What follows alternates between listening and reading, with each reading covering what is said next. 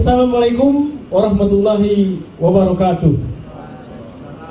Baik cincin tuan-tuan dan puan-puan, kita kembali ke acara Malam Madah Pujangga. Senang sekali Jeb ya. Dan seperti biasa akan ada diskusinya, kemudian baca puisinya, musikalisasi puisinya. Dan tadi musikalisasi puisi dari mana? Ini dari jauh Kak. Kampung kau juga deh? Jauh. Dari Sungai Pak Ning, kelompok seni Genyah. Pada malam hari ini Kak, nanti kita akan mengulas tentang tema kita malam hari ini, mengenang Ayahanda Tenas Effendi.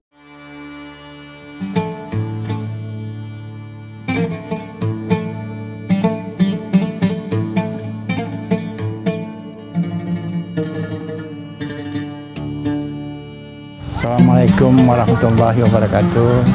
Tuan-tuan dan puan-puan yang saya muliakan, ungkapan adat mengatakan tangan mencincang, bahu memikul. Artinya apapun yang kita lakukan, akibatnya harus kita berani untuk menanggung dan bertanggung jawab terhadapnya. Sikap ini dikatakan sikap bertanggung jawab terhadap apapun yang kita lakukan. Dan rasa tanggung jawab ini pula menunjukkan kepribadian seseorang itu mampu menghadapi cabaran dan tantangan atas segala risiko, atas segala akibat dari perbuatannya itu. Nah, itulah sebabnya maka orang tua mengatakan, sebelum berbuat banyakkan ingat, sebelum bercakap berfikir dahulu. Maksudnya supaya di dalam perbuatan kita itu ada akibat-akibat yang tidak baik yang harus kita pikul, dan itu tidak dapat kita elakkan apalagi kita timpakan kepada orang yang lain. Encik-encik, tuan-tuan dan puan-puan yang saya muliakan, sikap bertanggung jawab adalah salah satu cermin daripada sikap amanah. Sebagai seorang yang dilahirkan di permukaan bumi sebagai khalifah Allah dan dilahirkan sebagai pemimpin baik dalam rumah tangga, masyarakat bangsa dan negaranya, dia harus memiliki rasa tanggung jawab terhadap apapun yang dia lakukan, baik dalam lingkungan rumah tangga maupun dalam lingkungan yang lebih besar. Nah, seorang pemimpin, seorang insan, seorang makhluk yang mampu bertanggung jawab atas perbuatannya dianggap orang yang amanah, yang dapat dipercayai dan dapat melaksanakan tugasnya dengan sebaik-baiknya. Itu orang tua mengatakan adalah sangat buruk apabila ada orang yang mengatakan lempar batu sembunyi tangan. Artinya dia membuat masalah tetapi dia tidak mau memikul tanggung jawab masalah itu sendiri. Perbuatan seperti itu amatlah aib di dalam budaya Melayu. Jadi seorang pemimpin, seorang tokoh, seorang insan Melayu dan seorang manusia yang baik adalah yang mau dan dapat bertanggung jawab terhadap apapun yang dia lakukan, baik risikonya besar apalagi risikonya kecil. Hal-hal yang seperti inilah menyebabkan dia dihormati, disegani dan disayangi orang di dalam kehidupan rumah tangga, bermasyarakat, berbangsa dan bernegara. Terima kasih. Assalamualaikum warahmatullahi wabarakatuh.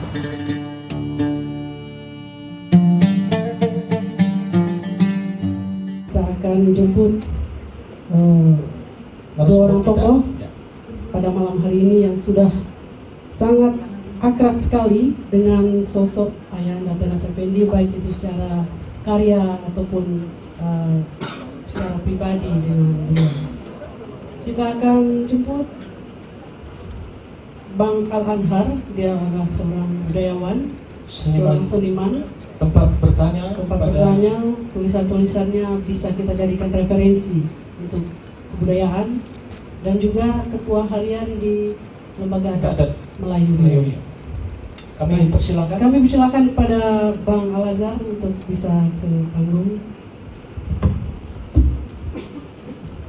Yang berikutnya Bang Taufik Ikram Jamil, sastrawan, seniman dan budayawan juga ya. Dan sekarang mahasiswa Pak. Mahasiswa.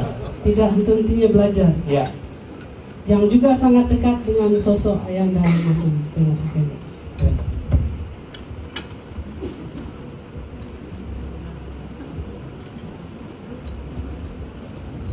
Selamat malam Pak Al-Azhar, Pak Taufik Ikram Jamil.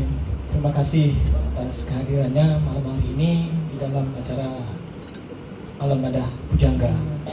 Tema khusus kita ya, Ayahanda Tenas Effendi almarhum, baik secara karya dan juga secara individu.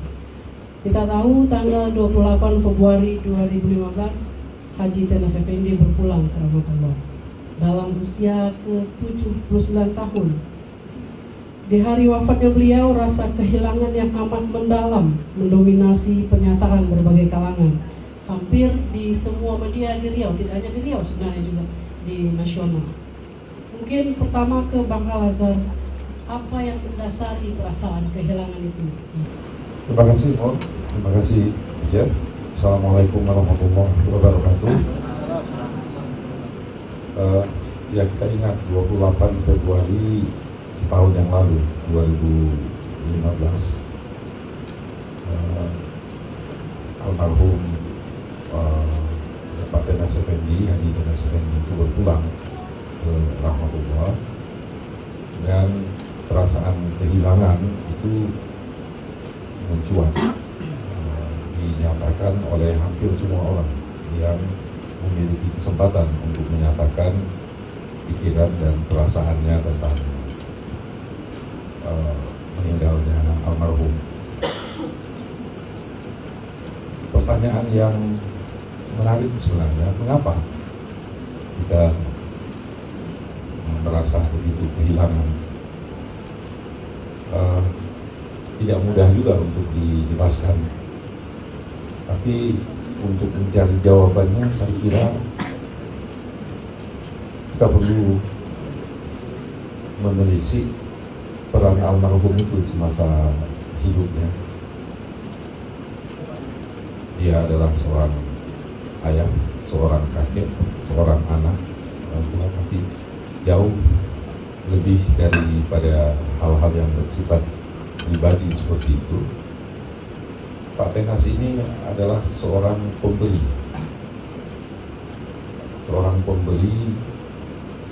bagi siapa saja yang memerlukan sesuatu, baik dalam arti fisik, dalam arti material, tapi lebih-lebih lagi dalam arti non-fisik, dalam arti batinnya. Pak Tenas ini semacam ensiklopedi bagi kemuskilan masa kini kita. Bahwa di masa kini misalnya orang begitu mudah tersudut oleh hal-hal yang sepele dan kemudian menimbulkan konflik. Maka orang datang kepada Pak Tenas untuk mencari dan menemukan cara bagaimana konflik itu bisa diredam dan kemudian suasana kembali harmonis. Itu satu di antara. Maka kita lihat misalnya kediaman almarhum tidak pernah sepi dari kunjungan bermacam-macam orang, dan hampir semua orang yang berkunjung ke rumah almarhum itu membawa persoalan-persoalan dan membicarakannya. Maka ketika almarhum meninggal, terasa seperti telaga jawaban atas berbagai pertanyaan dan kemuskilan itu hilang juga, berlalu bersama wafatnya almarhum. Kalau kita menggarisbawahi perasaan kehilangan, itu menandakan bahwa persoalan-persoalan yang selama ini ditangani oleh Pak Tenas Effendi, yaitu sebagai pemberi jawaban atas bermacam-macam kemuskilan masa kini, itu berarti kalau kita merasa kehilangan, itu berarti satu, bahwa di masa kini kita sebenarnya masih berhadapan dengan berbagai kemuskilan. Dan bersama wafatnya Pak Tenas, kita bertanya, adakah orang lain yang bisa menggantikan peran beliau untuk menjawab kemiskinan ini? Jadi kalau kita refleksi ekspresi 1 tahun yang lalu, kurang beberapa minggu lagi, yaitu pernyataan-pernyataan kehilangan yang disampaikan berbagai kalangan di media massa, maka di balik itu tersirat kita masih dikungkung oleh kemiskinan dan kita tidak tahu kemana kemuskilan itu akan ditanyakan sesudah Pak Tenas Effendi itu berpulang. Itulah yang saya maksud dengan peran pemberi. Jadi Pak Tenas itu adalah seorang peran pemberi di tengah-tengah kehidupan kita ini. Maka seorang pemberi berlalu bersama usianya, sebenarnya dia pulang ke hamilan ilahi. Maka kita yang hidup seperti menyimpan kekukuban sendiri. Akan ada lagi kah seorang pemberi yang menggantikan peran yang dimainkan oleh almarhum selama ini? Itu. Barangkali Pak Taufik Ikram Jamil, menurut Bapak, dari yang mendasari kita merasa kehilangan setelah almarhum berpulang ke rahmatullah. Baik, memang apa dibilang oleh saya tadi bahwa kehilangan itu memang sesuatu yang umum, dan kalau itu wajar. Tapi saya memandang kehilangan ini dari sebaliknya. Dari sebaliknya saya bertanya kepada diri saya, kenapa tidak mendalami ini? Itulah, jadi kehilangan yang dalam memang ya alhamdulillah Pak Tenas ini banyak karyanya dan kita bisa mempelajari itu. Cuma untuk menangkap kredibilitasnya yang lebih bernyawa itu mungkin tidak salah. Jadi kita jangan sampai itu lagi. Dan kita senantiasa kehilangan senantiasa kita bisa ketika Alhamdulillah masa Yunus meninggal, kita juga dari paling ini kehilangan, tapi kita juga bertanya dalam hati, kenapa kita tidak mempelajari lagi ini?